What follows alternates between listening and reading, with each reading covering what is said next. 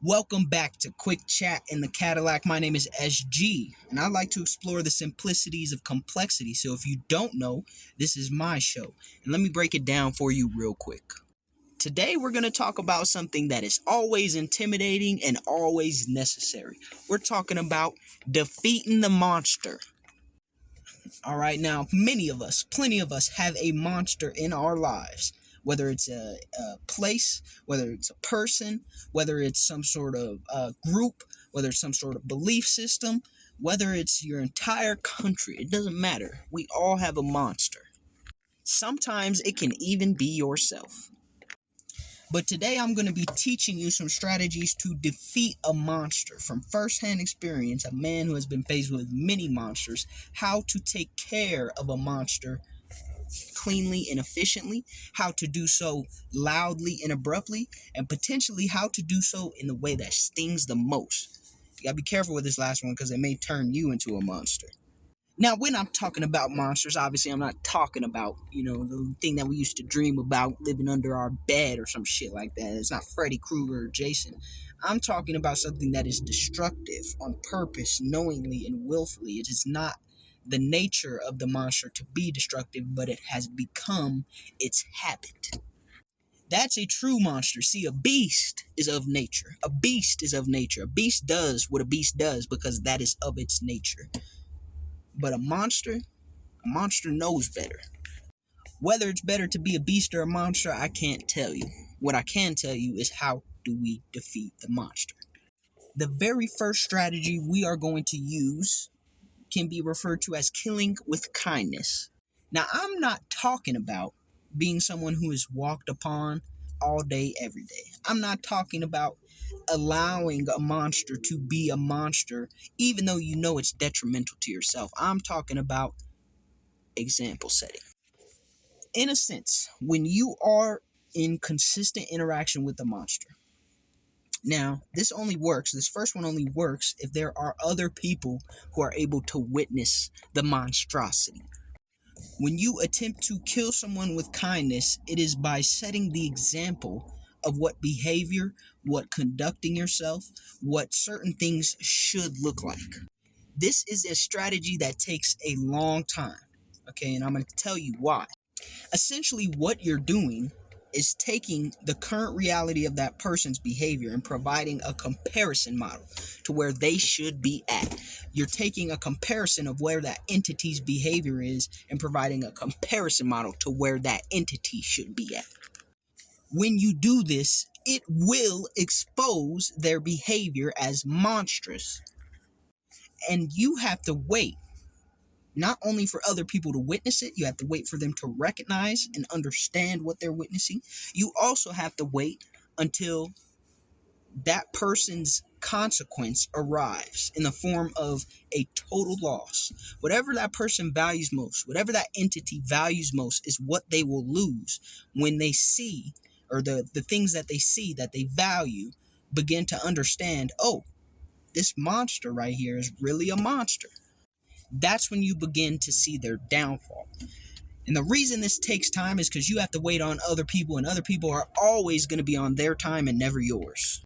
Meanwhile, it's going to feel like it's taking even longer for it to happen because you have to bear all the monstrosities that this monster produces while you're going through this act of killing them with kindness. It's not for the weak. Contrary to popular belief, trying to kill anything, any person, any sort of whatever you want to call it that is a monster in your life with kindness will take a toll on you.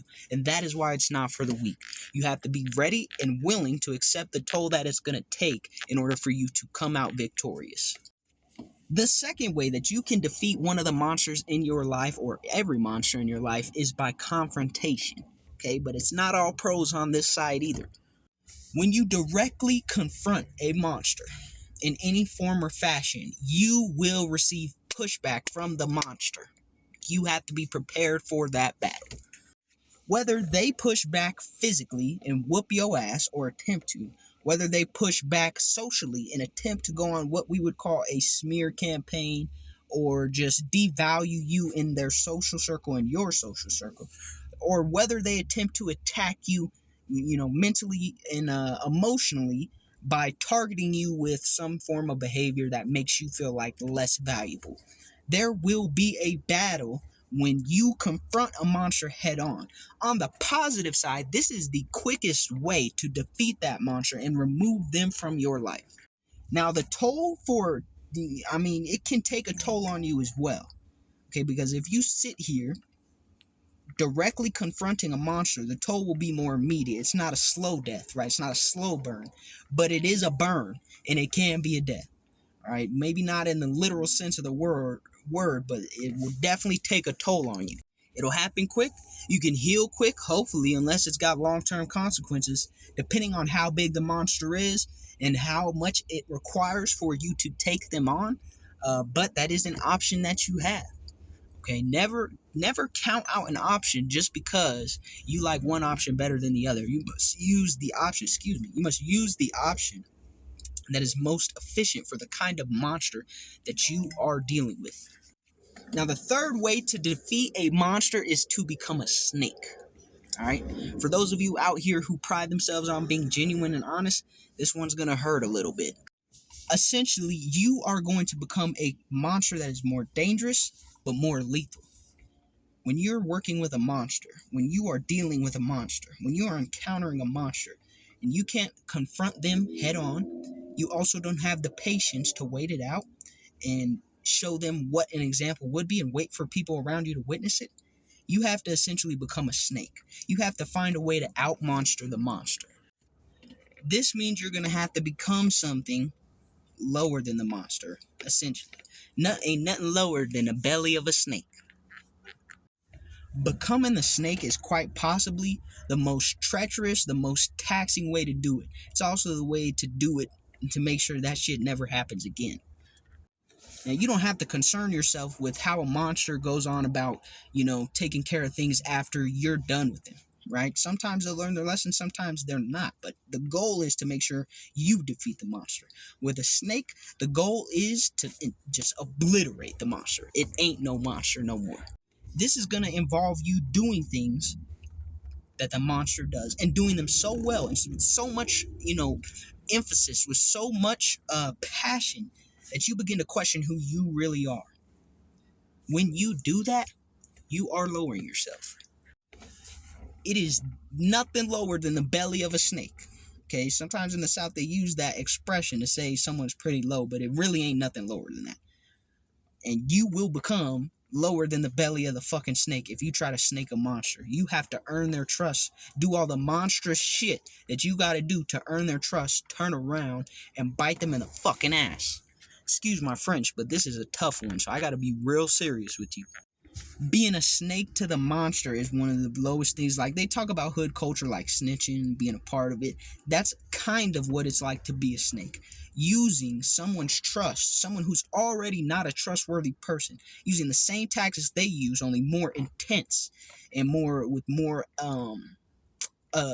enthusiasm to turn around and betray them. That monster, that entity, that person, that was the last thing that had any trust in you. That was the last thing that wanted to be a part of your company, that wanted to be involved with your energy. Okay, so when you become the snake, you'll be virtually left with nothing.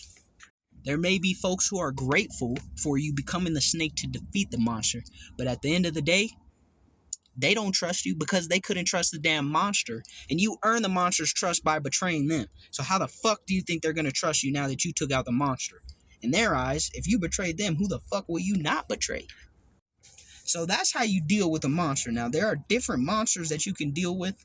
I'm not going to go into that in this video, but those are the 3 options that you have. They're all tough.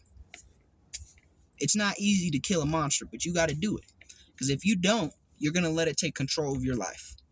All right, so figure out if you're the kind of person who can kill them with kindness, if you're the kind of person who can confront them head on, or if you're the kind of person who can become the snake, or if you're the kind of person who can do all 3.